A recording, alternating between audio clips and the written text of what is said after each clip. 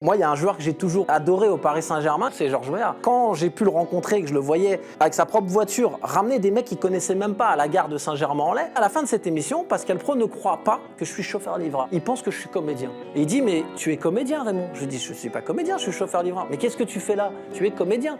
Il y aura avec Cyril tous les trucs de la rue. Tout ce que tu vas retrouver de la rue, tu l'auras chez Cyril Hanouna. C'est chiant parce que avec Cyril Hanouna, il n'a pas de limite en fait. C'est-à-dire que si demain il prend un club qui est en difficulté, il va pas le mettre encore plus en difficulté. Ça peut que remonter. Raymond, TPMP, CD5, VIP.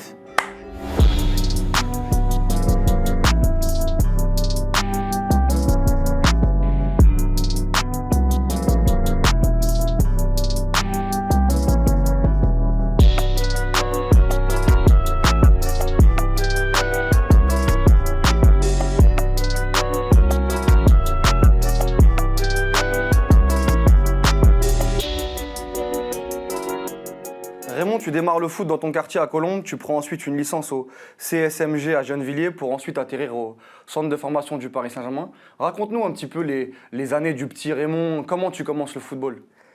Je commence le football un peu comme tout le monde, comme un petit gamin de Colombes en fait, et ça joue en bas de l'immeuble du matin jusqu'au soir. Tu rentres de l'école, c'est les cartables qui font les buts, plein de gens qui ont connu ça. Tu vas pas faire tes devoirs parce qu'il y a déjà une qualif à 7 qui est déjà en place et toi tu arrives déjà, ils ont déjà commencé la qualif, tu veux rentrer, disons, il faut que tu attendes que ce soit fini. Ça commence comme ça, hein, ça commence très petit. Après il y a les potes à moi parce qu'il y a un père qui est dirigeant à Gennevilliers, que moi j'habite à Colombes, et il y a un père d'un pote qui est dirigeant à Gennevilliers, il nous emmène à Gennevilliers, en fait on est 3-4 mômes, avec mes potes, il y a Jérôme, il y a Patrick, il y a Idriss, et on va à Gennevilliers du coup. Et je joue à Gennevilliers et j'apprends le football en minime à Gennevilliers.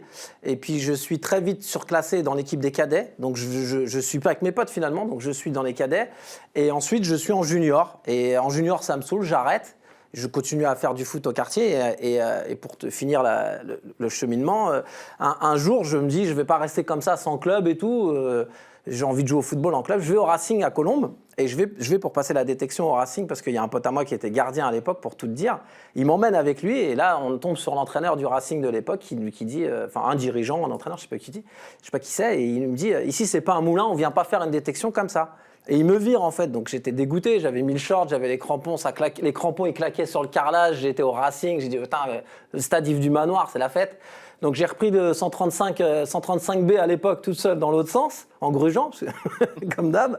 Et je suis rentré au quartier. Le lendemain, j'étais énervé et tout, et on me dit qu'il y a une détection au Paris Saint-Germain, au camp des loges. Il y a 250 jeunes d'Île-de-France et il y a une détection. Je dis je vais aller faire la détection au PSG. Puisque le Racing ça marche pas, je vais aller au PSG. Et je fais la détection et je réussis cette détection au Paris Saint-Germain. Et puis voilà, je me voilà rentrer dans le club que je kiffais depuis que j'étais tout petit. Donc, Et comment ça se passe à ce moment-là? Tu rentres en centre de formation ou tu joues avec... t'es en quoi? Tu m'as dit minime tout à l'heure, t'es en quoi, en 17? Là quand j'arrive, alors ils avaient créé la catégorie à l'époque Senior Espoir. J'arrive, j'ai déjà 18 ans, moi je suis rentré super tard.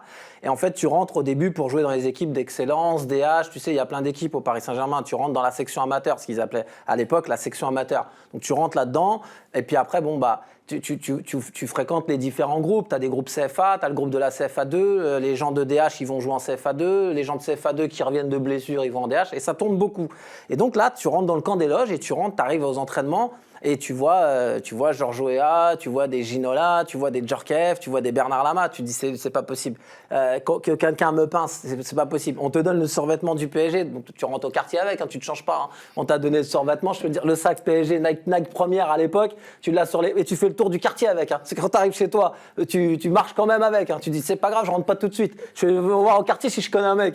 Mais personne, t'as vu, j'ai signé au PSG, et tout le monde était au courant, tu vois. T'es super fier, t'es super content parce que pour l'histoire, moi quand j'étais gamin, j'allais avec mon pote Salim, on prenait le RER à 10 ans, on avait 10 ans. On prenait le RER pour aller voir les entraînements du Paris Saint-Germain à l'époque avec Suzik, Omar Sen, Tanazi, Xvereb, et on allait au camp des loges voir les joueurs. Donc après, quand toi-même tu vas au camp des loges et tu t'entraînes toi-même sur le terrain, tu te dis mais c'est un truc de fou. On te passe le maillot Commodore à l'époque, Commodore Tourtel. Tu te dis mais j'ai vraiment le maillot Commodore Tourtel, c'est un truc de fou ça. C'est un rêve éveillé. Et voilà, c'était un rêve éveillé et ça a duré 7 ans. Et puis voilà, je me dis que s'ils m'ont gardé 7 ans, c'est que je devais avoir un petit peu de ballon, puisque tous les ans, il faut virer des mecs pour faire rentrer des nouveaux. Donc je me dis s'ils m'ont gardé 7 ans. Puis j'ai jamais réussi parce que Je pense que voilà, manque de talent peut-être aussi, il faut être lucide. Et aussi, peut-être, je travaillais déjà à l'époque, j'étais déjà cariste, j'étais déjà manutentionnaire, donc je brûlais peut-être de l'énergie à travailler. Ça a été un regret de ma vie, c'est le grand regret de ma vie. Et puis peut-être que je n'avais pas le niveau tout simplement aussi. Mais il n'y a pas d'histoire de blessure, moi. Ouais. Je ne cherche pas les trucs. Non. Il n'y a pas le genou. Non, mon Walid, moi, il n'y a pas de ligament croisé, d'entorse. Oui, j'aurais pu parce que. Non, j'étais une banane. Ils m'ont gardé 7 ans, ils m'ont fait plaisir. Ils ont dit, donne-lui encore des survettes.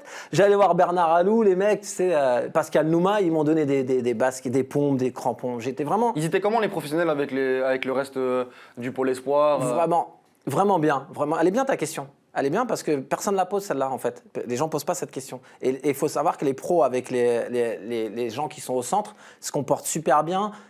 Moi j'ai vu des scènes où à la fin de l'entraînement, les mecs donnaient les maillots, donnaient les shorts, même aux gens qui regardent les entraînements. On ne sait pas ça, mais mec, j'ai vu des mecs enlever leurs chaussures et donner carrément leurs chaussures. Je me souviens à l'époque de Patrick Colter par exemple qui s'est carrément dessapé. Et il a donné tous ses fringues aux gens. Et les mecs, les pros se comportent super bien avec les jeunes du centre.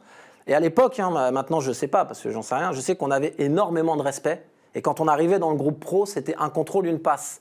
C'est pour ça que maintenant, quand je vois les jeunes, le culot, Kamavinga, tous ces mecs-là, Mbappé, le culot qu'ils ont quand ils rentrent pour leur premier match en Ligue 1, ça s'amuse à faire des grands ponts, des petits ponts. Nous, à notre époque, c'était un contrôle, une passe. Fais pas le malin. Et t'avais un joueur, toi, dont tu étais fan du PSG à l'époque je pense que tu allais souvent au Parc des Princes et tu l'as vu en vrai. Est-ce que tu as vu ce mec-là en vrai? Est-ce que tu as fait quelque chose? Moi, il y a un joueur que j'ai toujours adoré au Paris Saint-Germain et pourtant, c'est pas celui qui a fait la plus grosse. Il a marqué les esprits, mais c'est le pire, c'est Georges Weah. Moi, Georges Weah, j'ai toujours aimé ce joueur. Quand il est arrivé à Paris, la dégaine quand il marchait, il sautait quand il marchait, il était balèze, il était grand.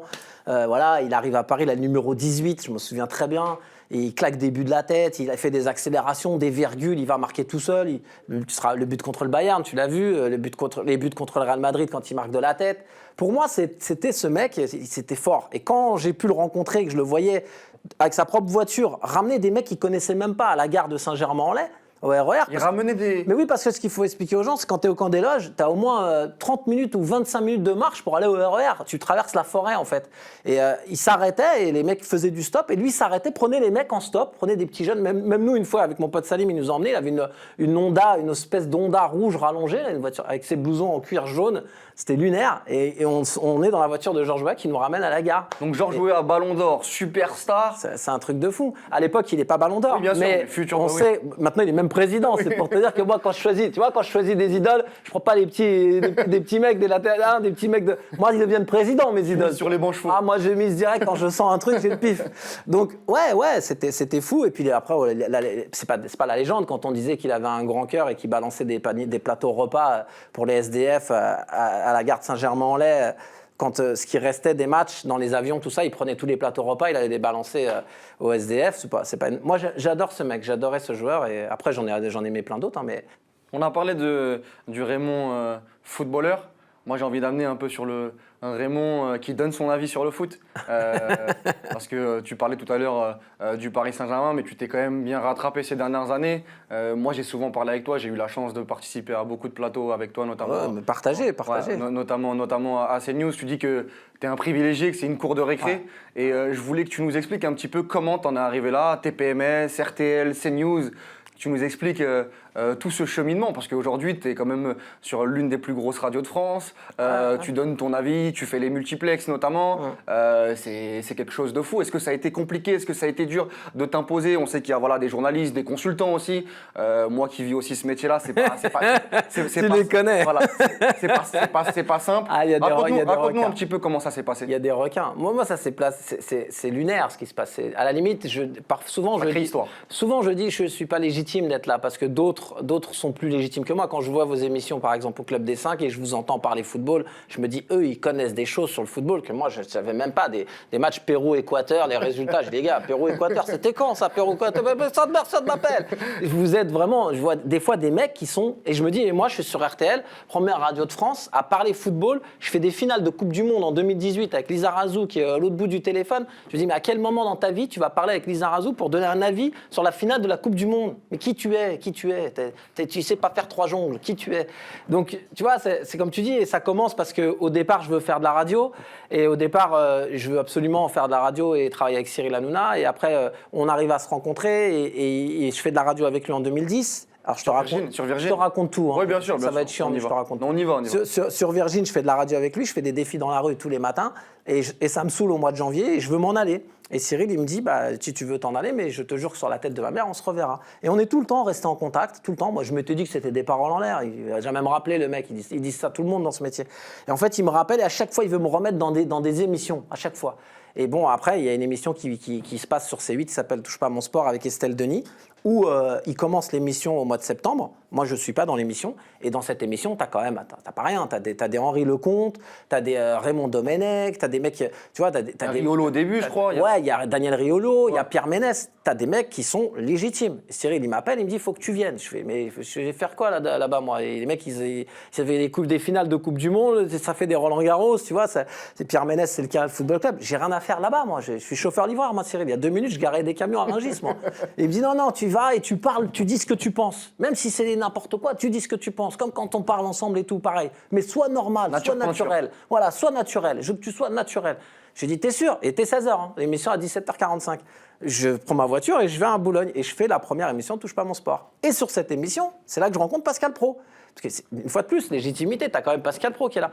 Et à la fin de cette émission, Pascal Praud ne croit pas que je suis chauffeur-livreur. Il pense que je suis comédien. Et il dit, mais tu es comédien, Raymond. Je dis, je ne suis pas comédien, je suis chauffeur-livreur. Mais qu'est-ce que tu fais là? Tu es comédien. Il est persuadé, lui, je pense, parce que Pascal, il va vite aussi, il est persuadé qu'il est piégé par la production, par une caméra cachée, par un mec qui est là, qui fait comédien. Je fais, non, je t'assure, j'ai au Paris Saint-Germain 7 ans, je parle football du supporter, tu vois. Et ça se passe comme ça. Et lui décide, Pascal Praud, décide de me faire venir à 20h foot. Donc je fais 20h foot avec Pascal Praud, ça se passe bien. Ensuite, il en parle avec Christian Olivier, le patron d'RTL, ils en parlent ensemble et il dit ce serait bien que Raymond vienne aussi à RTL. C'est dingue, c'est quand tu y penses, c'est complètement dingue. Moi au début, ils se moquent de moi les mecs, à un moment donné. Donc ça s'emboîte très rapidement. Ça s'emboîte très rapidement, j'ai pas le temps de le voir venir, parce que moi je fais quand même mes livraisons, je fais quand même la télé le soir, et le week-end on me dit de venir faire de la radio, et moi je suis persuadé que ça va s'arrêter. Je dis je vais ouvrir la bouche 2 fois. Et au bout de 2 fois, ils vont dire s'il te plaît, qui c'est qui l'a fait venir lui? Qui c'est ce monsieur? Sortez-le-moi. Qui c'est ce monsieur? Il y a un mec qui est là qui dit qu'il veut être chroniqueur. Je dis, à un moment donné, ils vont dire alors, tu sais, comme je dis, le football, il appartient à tout le monde. Toi, tu parles football très bien. Il y a le Club des 5, ça parle très bien football. L'équipe, ça parle de football. Le football, il a tout le monde. Tout le monde aura un avis sur le football. Bien sûr. Tout le monde. Les mecs, tu peux dire, il n'y a pas besoin parfois d'avoir joué au football pour avoir un avis. Et même parfois, tu te rends compte que les supporters ou des chroniqueurs qui ne sont pas connus, ils disent moins de conneries que les mecs qui sont soi-disant légitimes, tu vois. Mais tu prends vraiment beaucoup de plaisir. Vraiment, franchement, RTL, c'est beaucoup de plaisir. Beaucoup de plaisir, RTL. RTL, tu te rends pas compte. En plus, je suis avec des gens bienveillants. Eric Silvestro qui m'a bien appris comment il fallait faire. Christian Olivier qui est bienveillant aussi avec moi, qui est le patron des sports. Et Sylvain Charlet qui était là aussi, que j'appelais le coach, qui me disait quand c'était trop long, quand c'était trop court, ce qu'il fallait faire, ce qu'il fallait pas faire. Vraiment, moi, RTL, c'est un truc de fou. Voilà, je prends ce qu'il y a à prendre et voilà, c'est beau. Franchement, c'est... On a beaucoup parlé de Cyril Hanouna. Il a eu une importance immense dans, que ce soit TPMP aujourd'hui, TPMS, dans le fait de t'avoir mis un petit peu en avant et d'avoir cru en toi, surtout par rapport à ton profil. Déjà, est-ce que tu peux nous parler de ta relation avec lui? Après, on ira sur lui aussi, sa passion pour le foot, parce qu'il en parle souvent. Mais cette relation entre toi et lui sur le foot notamment, est-ce qu'elle existe? Est-ce que vous parlez souvent de ballon? Est-ce qu'il suit aussi RTL quand on parle? Est-ce qu'il te conseille? Non, alors pour répondre aux questions, oui, on parle quelquefois de ballon, mais la plupart du temps, on parle médias parce qu'on bosse aussi ensemble. Donc, on parle beaucoup médias, Il est très protecteur. Moi, je dis que c'est le grand frère parce que plusieurs fois, j'aurais pété les plombs plusieurs fois et plusieurs fois, il m'a remis dans le droit chemin en me disant kiffe, arrête de te prendre la tête avec des problèmes, de machin, kiffe ta life. Là, c'est très bien ce qui t'arrive en ce moment. Moi, j'ai des bons retours. Voilà, c'est ça, c'est Raymond. Donc maintenant, kiffe ta life, arrête de te prendre la tête. On parle football, on a des relations en texto, on s'appelle souvent, on se voit. Vraiment, c'est un truc de grand frère, je te le dis. C'est vraiment un truc protecteur. Et tu l'as dit toi-même, C'est quelqu'un qui a cru en moi. Faut le faire pour se dire à tous les gens autour de ta chaîne, Canal+, c'est Canal+, C8, les réunions de travail le matin, on va faire venir un chauffeur-livreur. Les mecs, ils ont dû dire, putain, ça va qu'il s'appelle Hanouna, parce que quelqu'un d'autre fait ça, il passe par la fenêtre. Bien sûr. Là, Cyril, il leur a dit, on va faire venir un livreur à Touche pas à mon poste, et ça marche. Et le plus marrant et le plus impressionnant, c'est que les fois où je suis venu faire des émissions, j'ai fait de la merde en plus. Le pire, c'est que j'ai fait de la merde et qu'à la fin de l'émission, il m'a dit ça marchera pas. T'es pas toi-même, ça ne marchera pas. Ça marchera que le jour où t'es toi-même. Là, tu fais n'importe quoi. T'es spectateur, t'es venu au théâtre. Si t'es venu pour être au théâtre, il faut que tu sois toi-même. Donne ton avis. Dis vraiment ce que tu penses. Dis pas la même chose que l'autre parce que lui, il a dit ça. Je suis d'accord avec lui. Oui, d'accord, t'es d'accord avec lui, mais ton avis à toi. Et du coup, comme il m'a jamais lâché, ce qui arrive aujourd'hui, si quelqu'un te dit c'est pas grâce à Cyril Hanouna, c'est un menteur. On est d'accord? C'est un menteur. Je fais de la radio avec lui en 2010. Après, je fais mes livraisons à côté. Mais tout ce qui arrive aujourd'hui, notre rencontre qu'on s'est rencontrés, nous, s'il n'y a pas Cyril Hanouna qui dit « Moi, j'ai misé sur Raymond », ce sera Raymond. Et même si ça ne vous plaît pas, c'est pareil. Parce qu'il a dû en entendre des trucs comme ça. Et il a dû leur dire « Faites-moi confiance. Si ça ne vous plaît pas, c'est pareil ». Donc on ne peut pas dire aujourd'hui, quelqu'un qui viendrait te dire devant toi « C'est pas vrai, c'est pas Cyril Hanouna », c'est un menteur. Et pour revenir sur un peu sa passion du foot, que ce soit dans le TPMP, dans même ses interviews, il en a souvent parlé. On avait vu notamment dans des soirées, dans des prime time, qu'il avait été voir Lyon-Paris Saint-Germain. Bien sûr. Il y avait eu le canular aussi avec Ben Arfa. Il est aujourd'hui implanté aussi à l'Atlético Marseille, où on sent vraiment qu'il y a cette... alors il est très tennis, mais il y a aussi ce côté football. Il y aura avec Cyril tous les trucs de la rue. Tout ce que tu vas retrouver de la rue, tu l'auras chez Cyril Hanouna. Parce que Cyril Hanouna, c'est pas arrivé comme ça. Si vous vous penchez sur sa carrière, si vous penchez comment ses débuts, comment il a commencé. Il n'a pas commencé tout de suite présentateur au 13h. On lui a pas mis un micro. Ah Cyril, 3, 2, 1, antenne. Il a commencé à galérer. Il a commencé en bas. Et tout l'univers de la rue, comme on dit, de la street, ses potes, tout ça, c'est Cyril Hanouna. Alors aujourd'hui, oui, il est devenu ce qu'il est devenu. C'est un homme d'affaires, c'est un présentateur, animateur qui est dans le PAF, qui est en place, avec Canal+, etc. Mais tout ce qui est tennis, il adore le tennis, il en fait beaucoup. Là, il s'est mis au paddle, il fait beaucoup de paddle. Le foot, il est dedans, il connaît les joueurs, il parle avec certains professionnels, certains joueurs professionnels, il parle avec eux en privé et tout. Tu l'as dit, il est dans l'Atlético, il a investi dans l'Atlético de Marseille. Il t'en parle ça souvent de l'Atlético Marseille? Ouais, moi, je pense que c'est un projet qui lui tient à cœur. C'est vraiment quelque chose qu'il aime? C'est quelque chose qu'il aime, et c'est quelque chose... Tu sais, Cyril, il va pas partir dans un truc qu'il aime pas. Quand il aime pas, c'est pareil, il va pas te parler de quelqu'un qu'il aime pas. Quelqu'un qu'il aime pas n'est pas dans son vocabulaire dans la vie privée, tu vois.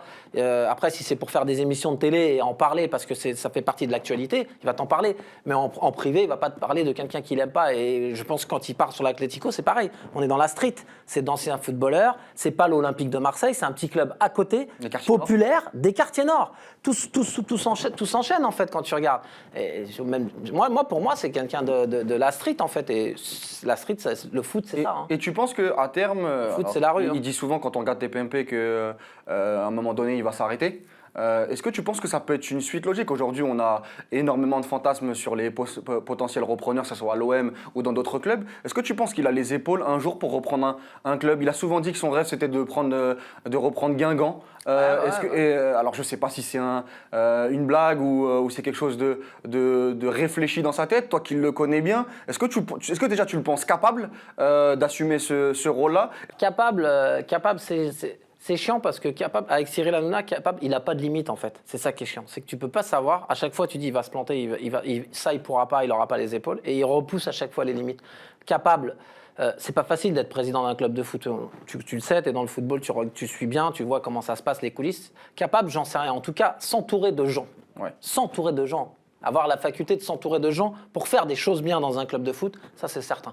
C'est-à-dire que si demain il prend un club qui est en difficulté, il va pas le mettre encore plus en difficulté. Ça peut que remonter. Et après, voilà. Donc je pense, si c'est ça, être capable. Un potentiel investisseur à la McCourt, par exemple, il va s'entourer d'un président et un directeur sportif. Voilà. Et lui, il va s'entourer de gens qui connaissent. Il ne va pas aller chercher des gens qui connaissent rien ou qui débarquent, qui sont parachutés comme ça. Et quand on te parle de Cyril Hanouna en politique, c'est pareil. Des gens te parlent en ce moment, ils te disent Hanouna en politique. Moi, je dis que ce ne serait pas une bonne idée. Et lui, il ne veut pas non plus. Hein. Mais en tout cas, ce serait un mec qui saurait s'entourer de gens pour solutionner quelques petits problèmes. Parce qu'il connaît plein de gens quand même. Raymond, pour terminer l'interview, j'ai une dernière question. Aujourd'hui, il y a eu le tirage au sort de la Ligue des Champions, notamment avec le PSG qui qui a pris l'Atalanta. Je voulais savoir un petit peu, bon, on va peut-être ressortir les bandes plus tard. Ça, c'est sûr. Mais je voudrais que tu te mouilles. Ah bah, faut que moi, je me mouille tout le temps. Quitte à ressortir une bande. Qui tu vois gagner la Ligue des Champions dans cette Ligue des Champions un peu spéciale cette année? Alors, dans cette Ligue des Champions spéciale, hein, avec les circonstances qu'on a connues et des matchs accélérés, puisque ça va être accéléré, alors voilà, tu vas dire que je suis chauvin, etc., etc., mais on va pas se mentir. Le PSG a sorti l'Atalanta de Bergame, là, au tirage au sort. Ouais. Donc, tu te dis que c'est quand même un bon tirage. C'est quand même, quand on dit le cul bordé de nouilles, c'est quand même un bon tirage. Et après, tu te dis que derrière, c'est l'Atlético ou Leipzig. Ouais.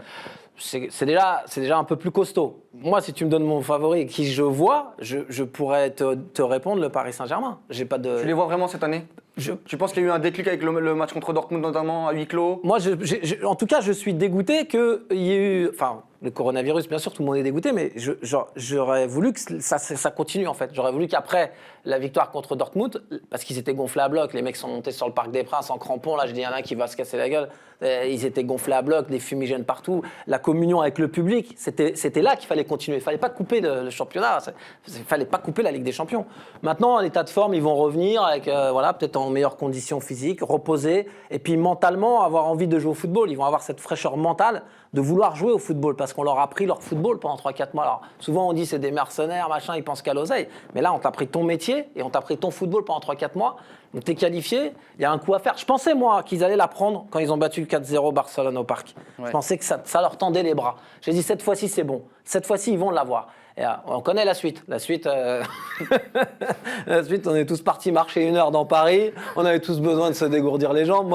Moi, bon, j'ai dit, non, je vais marcher là. Ils m'ont dit, qu'est-ce que tu fais? Je vais marcher un peu parce que j'ai vu des trucs. C'est pas normal. J'ai vu des trucs complètement pas normaux. J'ai besoin d'aller prendre l'air. J'ai cherché une forêt. J'ai parlé à moi-même. Moi, j'avais besoin de me recentrer. 4-0 à l'aller. J'ai jamais vu, moi, depuis que je suis le football. Normalement, 4-0 à l'aller. Déjà, 3-0 à l'aller, normalement, t'es qualifié. Et donc, 4-0 à l'aller, plus la physionomie du match. J'ai dit, Barcelone, c'est terminé. Et puis, quand je vois le truc, j'ai dit, là, j'ai tapé dans l'ouest, j'ai cherché une forêt. J'ai dit, il me faut une forêt. Il faut que j'aille respirer. J'étouffe là-dedans. Donc, je pensais que c'était cette année. Après, moi, je peux penser que ce soit cette année-là aussi. Après, s'ils apprennent cette année-là, on est d'accord que tout le monde va dire, c'était pas une année de Ligue des Champions normale. C'est le risque. Vous l'avez gagné, mais vous avez gagné la Ligue des Champions en bois. Donc c'est le risque. Après, il y a Lyon aussi. J'aimerais bien Lyon. Hein. Moi, je suis très chauvin. Moi. Tu sais que moi, la Ligue 1, c'est mon feuilleton. En tout cas, c'est des belles cotes. Je pense que le Paris Saint-Germain qui gagne la Ligue des Champions. C'est une belle cote. C'est une belle cote. C'est né sur Winamax, mais ça doit être. C'est une belle cote. Tu peux aller voir sur Winamax. C'est une belle cote. Après, bien entendu, tu as la Juve, c'est gros morceau. La Juve, l'Atlético, c'est un très gros morceau aussi.